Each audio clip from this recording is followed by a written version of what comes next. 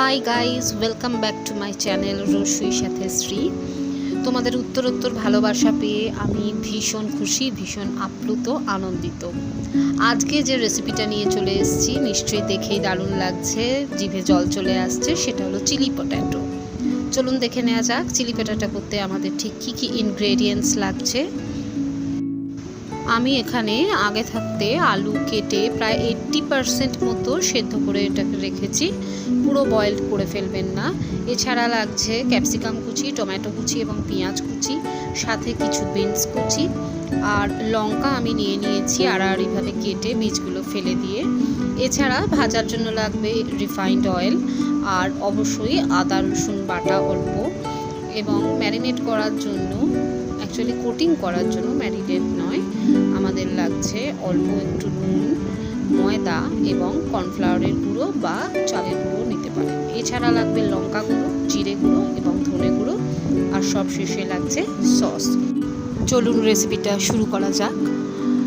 আমি আগেই বলেছি আমি আগে থাকতে আলুটাকে 80% মতো বয়েল করে রেখেছিলাম। এতে এবারে কর্নফ্লাওয়ারের গুঁড়ো, ময়দা এবং আন্দাজ মতো নুন দিয়ে ভালো করে মাখিয়ে নেব, কোটিং করে নেব, এবং কোটিং করে নিয়ে এটাকে আমরা তেলেতে ভাজবো। ভালোভাবে হাত দিয়ে জিনিসটাকে কোট করে নিচ্ছি। এবারে একটা ননস্টিক আমি ফ্রাইং প্যান নিয়ে নিয়েছি এবং তাতে বেশ খানিকটা তেল দিয়েছি। তেল দিয়ে তাতে এই আলুর টুকরোগুলোকে হালকা বাদামি করে ভেজে নেব, এবং এই যখন ভাজবো তখনই কিন্তু এর বাকি 20% যে বয়েল কম করেছিলাম সেই কাজটা হয়ে যাবে। এই সময় গ্যাসের ফ্লেমটা মোটামুটি মিডিয়াম হাই রাখবেন, এবং একদিক ভাজা হয়ে গেলে তখন আবার উল্টে আর একদিক ভালো করে ভেজে হালকা গোল্ডেন ব্রাউন করে ভেজে আমরা এটা তুলে রাখবো। আলুগুলো তুলে নেওয়ার পর এতে অল্প একটু তেল আবার দিয়ে নেব, এবং আগে থাকতে বিচিগুলো ছাড়িয়ে যে কাঁচা লঙ্কাটা রাখা ছিল চিড়ে, সেই দুটো কাঁচা লঙ্কা আমি দিয়ে দিলাম। এরপর এতে বিনসটাও অ্যাড করে দিলাম, আর তারপরে পেঁয়াজ কুচিও অ্যাড করে দিচ্ছি। এগুলো দিয়ে একটু ভালো করে ভেজে নেব, কারণ বিনস একটু নরম হতে টাইম লাগে, এবং পেঁয়াজও অল্প গোল্ডেন ব্রাউন করে আমরা ভেজে নেব আগে। প্রায় 2 থেকে 3 মিনিট ভাজা হয়ে গেছে। এবারে অল্প একটু চিনি আমরা এতে দিয়ে দেব, কারণ তেলের মধ্যে চিনিটা দিলে সুন্দর লাল কালার আসে। সেই জন্যে অ্যাকচুয়ালি আমার বাড়িতে 2 পুত্র সন্তান আছে এবং তারা খুব বেশি ঝাল তো খেতে পারে না, তো এটা অ্যাকচুয়ালি আপনার অপশনাল, নাও দিতে পারেন, তবে এতে কালারটাও ভালো আসে আর অল্প অল্প মিষ্টি ভাবও আসে। চিলি বলতে একেবারে হট চিলি সেরকম ব্যাপারটা আসবে না। এবার আমরা এতে ক্যাপসিকাম এবং টমেটো কুচিগুলো দিয়ে দিলাম, এবং দিয়ে আরও 1 থেকে 2 মিনিট ভালো করে ভেজে নেব। এরপর 1 থেকে 2 মিনিট ভাজার পর আমরা এতে আদা রসুন বাটাটা দিয়ে দিচ্ছি।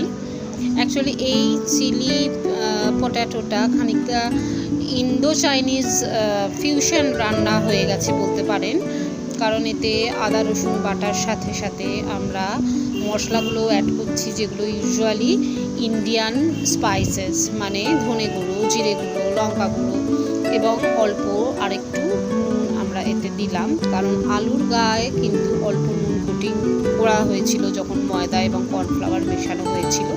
সেই আন্দাজ বুঝে কিন্তু আপনারা নুনটা দেবেন, এবং সব কিছু দিয়ে খুব ভালো করে ভেজে নিতে হবে আরও 1 থেকে 2 মিনিট। এই চিলি পটেটোটা রুটি দিয়ে, পরোটা দিয়ে বা লুচি দিয়েও কিন্তু দারুণ লাগে খেতে।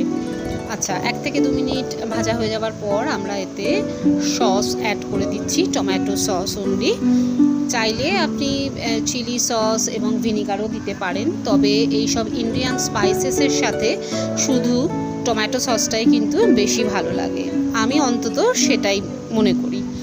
এবার চাইলে আপনি সেটা দিতেও পারেন। এরপর আমরা এতে সব শেষে আলুটা দিয়ে দেব, এবং আলুর গায়ে ভালো করে এই ভাজা মশলা বা ভেজিটেবলসগুলো মাখিয়ে নেব। ভালো করে কোটিং হয়ে গেলেই কিন্তু আমাদের চিলি পটেটো রেডি হয়ে যাবে সার্ভের জন্য। আপনি বাড়িতে এটা বানাবেন এবং বানিয়ে খেয়ে কেমন লাগলো অবশ্যই কমেন্ট করে জানাবেন। আর আমার যদি রেসিপিগুলো ভালো লাগে তাহলে প্লিজ সাবস্ক্রাইব করুন আমার চ্যানেল এবং সবশেষে বেলটা বাজিয়ে দিতে ভুলবেন না কারেন্ট নোটিফিকেশানের জন্য। আর সবশেষে বলি আর একটা কথা, যে আমার এই চ্যানেলটাকে গ্রো করতে প্লিজ আপনারা হেল্প করুন। আর দেখুন কি দারুণ কালার এসে গেছে, কি কালারফুল হয়েছে রান্নাটা। চলুন সার্ভ করে দিই। আর আপনাদের কমেন্টের আশায় রইলাম।